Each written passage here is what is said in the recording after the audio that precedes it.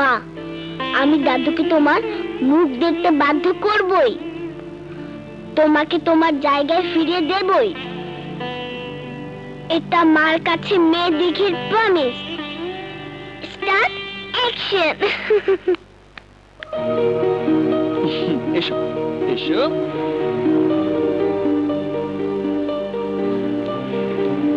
আমার বাবা। এই, তুমি নাকি আমাকে দেখতে চেয়েছো? তুমি দেখি? হ্যাঁ, এইবার তো তোমার দেখা হয়েছে, এখন পকেটে হাত দাও। পকেট আর দেবো কেন? ও মা, তুমি দেখে দারুণ বোকা। মুখ দেখলে যে টাকা দিতে হয় জানো না? দাও, 1000 টাকা দাও।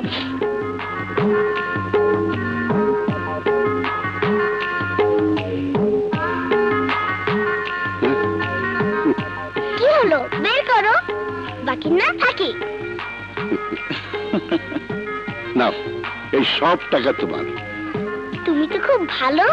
আচ্ছা, তোমাকে আমি কি বলে ডাকবো? তুমি আমাকে দাদু বলেই দেখো। তাহলে তো তোমাকে ঘোড়া হতে হবে। আমি তোমার পিছে চড়ে রাজকুমার খুঁজতে যাব। ঘোড়া হও না প্লিজ। আরে না না, তোমার দাদুর শরীরটা খুব ভালো আছে, ব্যায়াম করা শরীর। হ্যাঁ, আমি ঘোড়া হচ্ছি, তুমি চলো। এই ধরো ধরো। চল ঘোড়া, হাট হাট।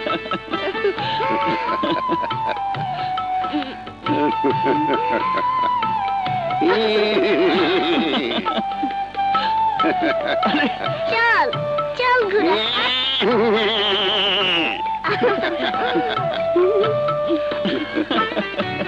অনেক হচ্ছে, আর বাড়ি না, আর বাড়ি না। আরে কি হচ্ছে? বড় আপু ব্যথা পাবে তো। তুমি নিশ্চয়ই আমার আন্টি? হ্যাঁ, আর তুমি নিশ্চয়ই সেই অবাক করা মেয়ে দেখি। আসো, বসো। তুমি না খুব সুন্দর, ঠিক আমার মায়ের মতো। তাই? হ্যাঁ। আরে বসো। কেন? এই জন্যে, বুঝেছো বোকা? তবেরই দুষ্টু।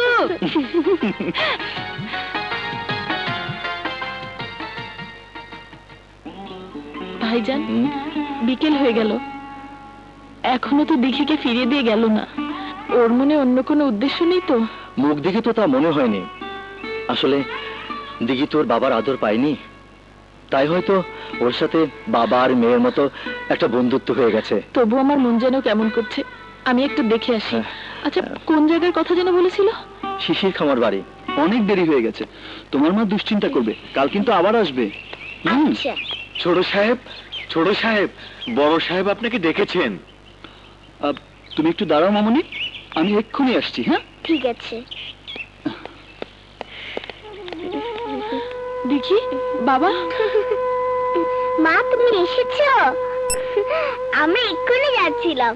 বাবা আঙ্কেল একটু ভিতরে গেছে, তুমি দাঁড়াও, আমি ডেকে আনছি। উনার সাথে গাড়িতে যাব। না মা, আমার গাড়িতে ভয় লাগে, হেঁটেই যেতে পারবো। চলো চলো মা। কিন্তু বাবা আঙ্কেল। শোনো ভাই, তোমাদের সাহেব এলে বলো দিঘিকে ওর মা নিয়ে গেছে। জি।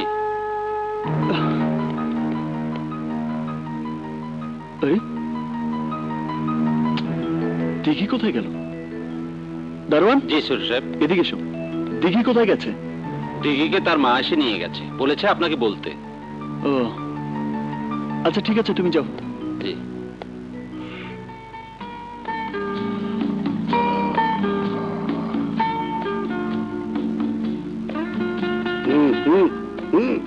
ঠিক আছে।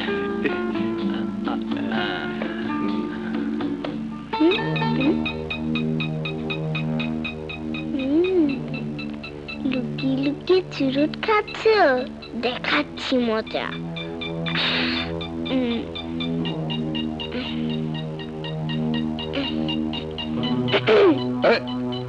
তুই ধূমপান স্বাস্থ্যের জন্য ক্ষতিকর, জানো না? হ্যাঁ, ক্ষতিকর, কিন্তু ওই মাঝে মাঝে খেলে। এই কথাটা কি আন্টি শুনবে না বিশ্বাস করবে দাদু? আরে কিরণ তো এখানে নেই, তাছাড়া দেখোনি, তাই বলছিলাম ব্যাপারটা তোর আর আমার মধ্যে সীমাবদ্ধ থাকলে হয় না। অবশ্যই রাখা যায়, তবে এই জন্য। কিরে, হাত চুলকাচ্ছিস কেন? দাদু, আজকে না আমার রাশিদে টাকা পাওয়ার যোগ আছে, তাই হাতটাও চুলকাচ্ছে। জলদি দাও, তা না হলে আন্টিকে ডাক দিব।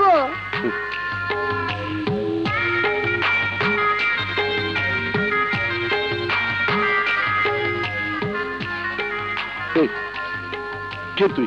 আমি দেখি, জলদি দাও, নইলে বিপদ আছে। ঠিক আছে, ঠিক আছে, কিরণকে ডাকতে হবে না।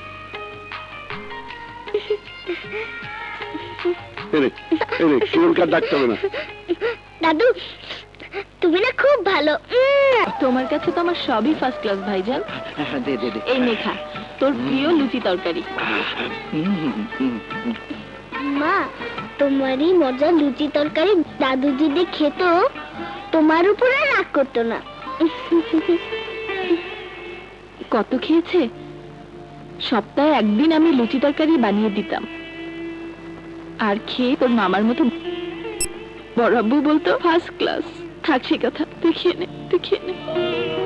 না, আমি খাবো না, তবে যাদের খাওয়া উচিত তারা ঠিকই খাবে। বড় সাহেব, নাস্তা খেলেন না? কি খাবো? তুই লুচি তরকারি বানাতে পারিস না?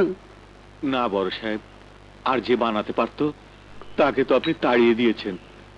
কার কথা বলছিস? কে আবার? কাজল মামুনি। খবরদার, ওর নাম এই বাড়িতে আর কোনোদিন মুখে আনবি না। তাড়িয়ে দিয়েছি, বেশ করেছি। দাদু, তোমার জন্য আমি লুচি তরকারি এনেছি।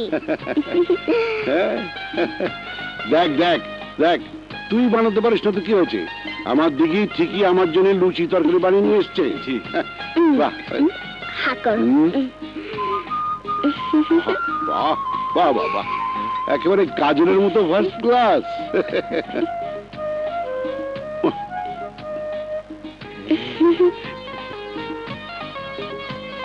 আরে বেটা, দাদু, তোমাদের ভুল আমি ভাঙাবো। না না, কি খাওয়া হচ্ছে? দেখ দেখ, দিঘি কি সুন্দর লুচি তরকারি বানিয়ে নিয়ে এসছে। তুই তো আর বানাতে পারিস না, দিঘি ঠিকই বানিয়ে নিয়ে এসছে। আন্টি, তুমিও খাও। না, বড় আব্বুকে খাওয়ানোর জন্য আমি নিজেই লুচি তরকারি বানাবো। দাদু, আমি কি খারাপ কিছু বলেছি? না রে দাদু, তুই আমাদের পুরনো ঘা একটু নাড়া দিয়েছিস, তাতে সবার মনটা একটু কেঁপে উঠেছে। সরি দাদু, আমি যাই।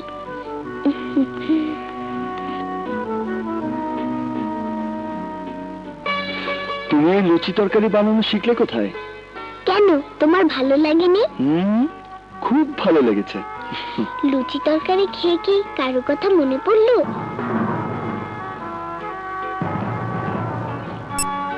আমি আজকে বড় আব্বুকে লুচি তরকারি খাইয়ে চমকে দিব।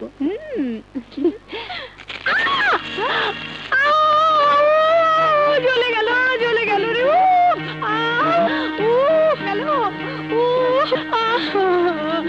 তুমি আবারও লুচি তরকারি বানাতে গিয়ে হাতটা পুড়িয়ে ফেললে। আরে হা করে দেখছিস কি? জলদি কিছু কর। আরে বার্নার লাগাও, না তো ডাক্তার ডাকো। কিছু করতে হবে না বাবা আঙ্কেল, আমি দেখছি। দেখি দেখি। আরে তুই কি করছিস? আহা, কোনো ভয় নেই, এক্ষুনি সেরে যাবে।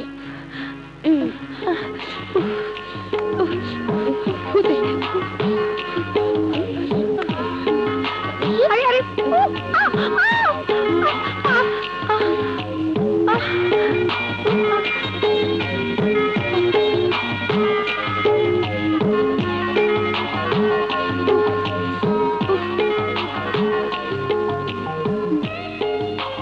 এখন কেমন লাগছে?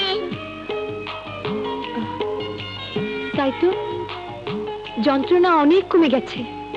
আশ্চর্য, মেয়েটা একেবারেই কাজলের মতো।